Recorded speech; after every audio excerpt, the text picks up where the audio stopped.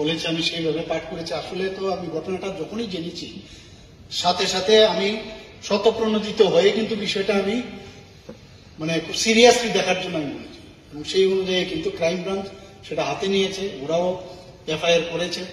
তো এখন কিন্তু তদন্ত চলছে। আমি বললাম কাউকে স্পেয়ার করা যাবে না, নোবডি উইল বি স্পেয়ার, পরিষ্কার এর মধ্যে যদি দোষী হয়ে থাকে। এবং আমি স্টুডেন্টদেরকেও জিজ্ঞেস করলাম, আমার কাছে এসেছিল, আমি বললাম তোমরা পয়সা দিতে গেলে কেন, ওদের কেন দেবে? বলে আমরা গরিব, এখন যদি আমরা পাস না করি, আমরা যদি পাস না করি গার্জিয়ান রয়েছে। আমি বললাম আরে তুমি পয়সা কেন দিতে গেল?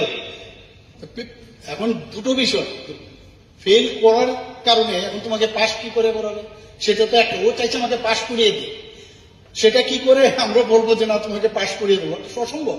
এ তো ইউনিভার্সিটির বিষয়, এক্সটার্নাল ইন্টারনালের বিষয়। পাস করার বিষয়টা কিন্তু তুমি যে বলছো যে পয়সার বিনিময়ে উনি আমাদের কথা দিয়েছিলেন, তারপর আমরা পাস করিনি, ফেল করার কারণে এখন আসছে বিষয়টা।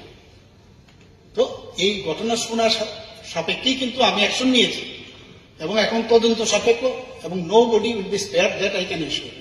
ঠিক আছে, একদম থাকবে, থাকা উচিত, এবং সেটা আমার মনে হয় কাউকে ছাড়া হবে, নিশ্চয়ই ছাড়া হবে। ওকে।